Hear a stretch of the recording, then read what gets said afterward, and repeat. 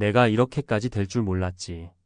한때는 든든한 직장, 꽤 괜찮았던 연봉, 동료들의 인정과 주변의 부러움을 받으며 살아온 사람도 막상 은퇴가 찾아오면 불안이라는 두 글자가 가슴속을 파고듭니다.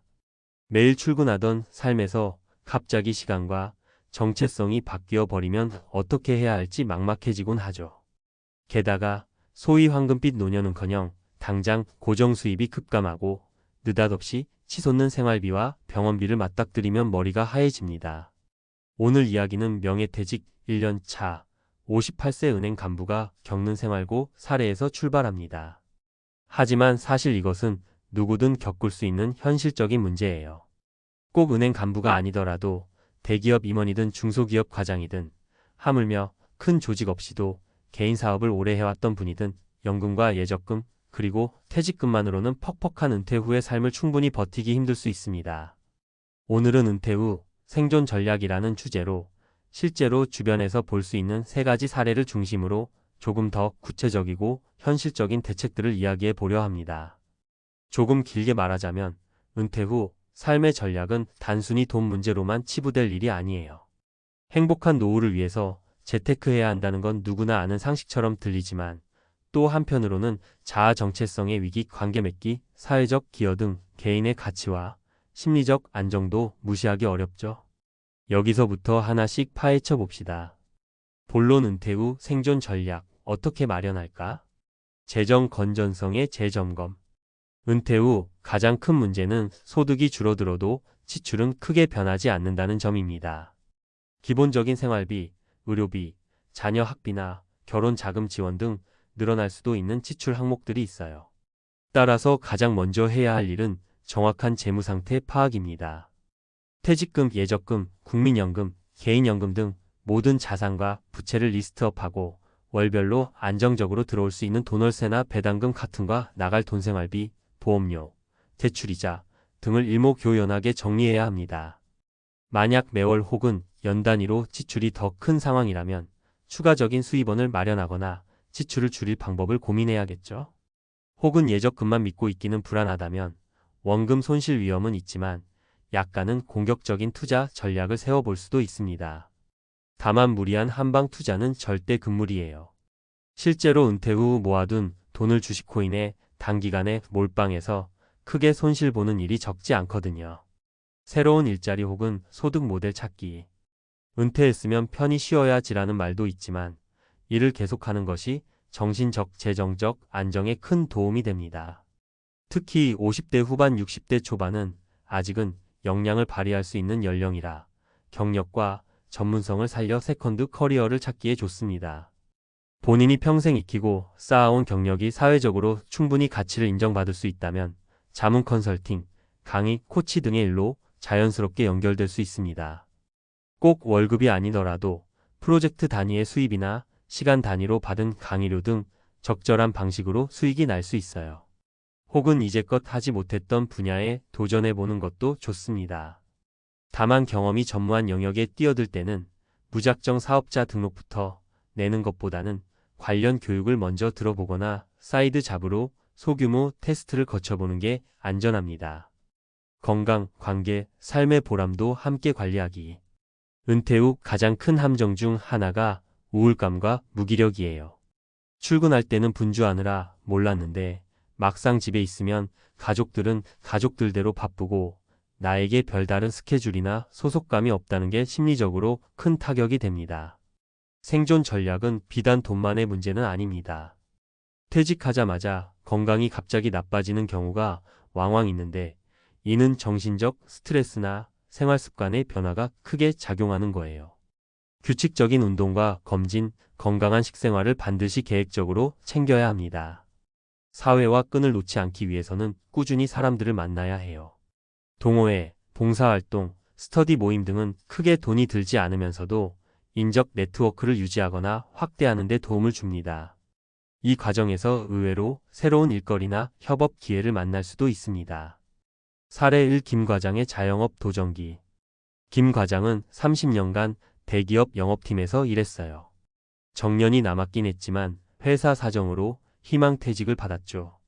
영업만 하던 사람이니 가게 하나 차려볼까?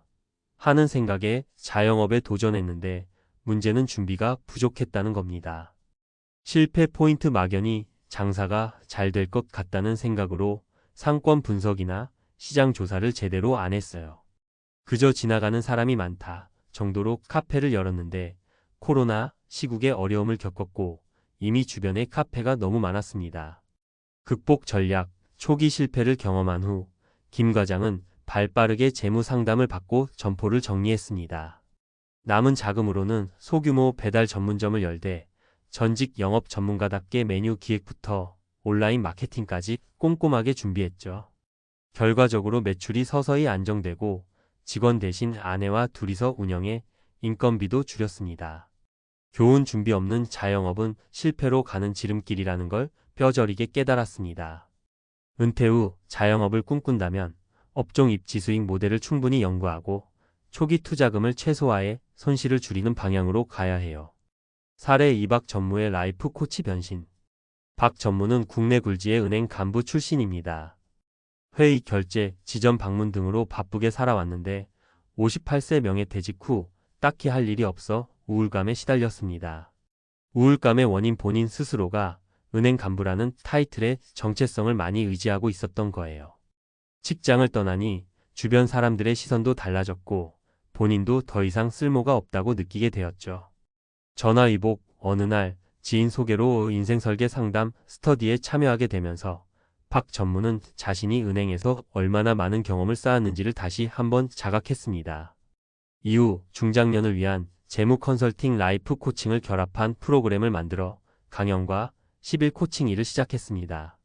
성과 완벽한 이론가가 아니라 실제로 은행에서 수십 년간 현장을 경험했던 믿음직스러운 전문가라는 점이 부각되면서 의외로 많은 개인 고객과 기업체에서 러브콜을 받았답니다.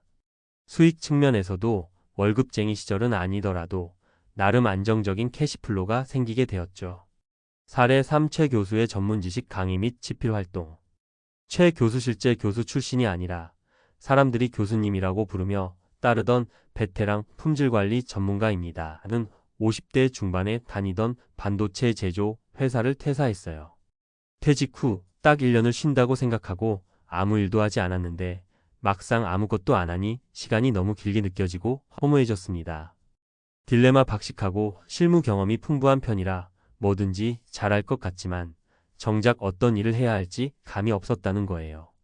돌파구 마침 전 직장에서 운영하는 사내교육 프로그램에 초청 강사로 나서게 되면서 사내교육 강의가 얼마나 재미있고 의미 있는 일인지 깨달았습니다. 이후 중소기업, 공공기관 등으로 강의 영역을 넓혔고 틈틈이 기술 관련 책이나 칼럼을 집필하면서 인쇄 수익까지 거두게 되었죠. 포인트 본인이 가장 잘하는 영역을 다시 활용해서 오히려 전문성을 더 날카롭게 갖고 나갔다는 점입니다. 나는 은퇴했으니 끝이 아니라 이제 내가 가진 지식을 더 많은 사람들과 나눠야지라는 사고방식이 성취감도 높이고 수익도 만들어 주었습니다. 핵심 요약, 은퇴 후 생존 전략의 3단계. 내 자산과 소득, 지출 구조를 면밀히 파악하고 플랜 BC까지 준비하기. 이 정도면 버틸 수 있겠지? 라는 막연함은 위험합니다. 확실한 자금 흐름표를 만들고 중도의 변수가 생겼을 때 대처할 수 있는 시나리오를 세워두는 게 좋아요. 은퇴 후 사업이든 재취업이든 실제 수입이 예상보다 적거나 늦게 들어올 수 있다는 점도 고려해야 합니다. 본인의 역량과 네트워크, 경력을 10분 활용할 수 있는 일을 찾아보기. 꼭 큰돈이 되는 일이 아니더라도 일이 주는 성취감과 사회적 관계 유지는 심리적으로도 매우 중요해요. 예전 직장에서 했던 경험들이 의외로 폭넓게 쓸모가 있습니다. 자신이 몸담았던 업계의 흐름, 인맥, 지식, 그리고 문제 해결 노하우 등은 큰 자산이 돼요. 건강, 가족, 사회적 활동에 대한 균형 잡힌 태도 유지하기. 건강관리, 운동, 검진, 적절한 생활 리듬이 필수입니다. 가족, 친구 은퇴 후 일방적으로 가족에게 기대기보다 같이 즐길 수 있는 활동을 찾아보세요. 사회적 활동, 봉사나 동호회, 스터디, 오프라인 네트워크 참여는 삶의 활력을 높입니다. 마무리하며 다시 시작한다는 마음가짐. 은퇴 후 생활고 마음고생 이야기는 이제 어딜 가나 듣게 됩니다. 그만큼 시대가 변했다는 반증이죠. 정년은 점점 빨라지고 기술과 산업 환경은 급변하며 수명이 길어지는 만큼 그 후의 인생이 길어졌습니다. 그러니 단순히 60세 전후로 인생을 마무리 짓는 시대가 아니라 새롭게 재설계하고 도전해야 하는 시기가 된 거예요. 58세 명예퇴직 1년 차 은행 간부의 생활고가 더 이상 남 이야기만은 아닐 겁니다. 오늘 이야기한 김 과장, 박 전무, 최 교수 같은 사례가 분명 주변에 하나씩 있을 거예요. 그리고 그분들이 이겨낸 이야기에도 각자 나름대로의 솔루션과 노하우가 담겨 있습니다. 결국 중요한 것은 다시 시작한다는 마음가짐이에요. 평생 직장이 사라진 시대에 은퇴라는 것은 끝이 아니라 또 다른 시작일 뿐입니다. 지금까지 살아오면서 쌓아온 경험과 성취, 그리고 인적 네트워크가 바로 여러분의 가장 강력한 무기죠. 아직 늦지 않았습니다. 이제부터 뭘 해도 잘 안 되지 않겠어? 라고 생각하기엔 앞으로의 시간이 너무 아깝잖아요. 일단은 자신이 얼마나 소중한 역량과 이야기를 가졌는지 다시금 돌아보고 사소하게나마 시작해보는 겁니다. 나에게서 뭘 배워가고 싶어 하는 사람이 있을까? 라고 의심 말고 본인이 쌓아 올린 길이 누군가에게는 귀중한 길잡이가 될 수 있다는 사실을 믿어보세요. 오늘 글을 통해 은퇴 후의 삶을 조금이나마 긍정적으로 재조명할 수 있었다면 좋겠습니다. 고민과 두려움이 생긴다면 먼저 자신이 가진 것들을 꼼꼼하게 점검해 보세요.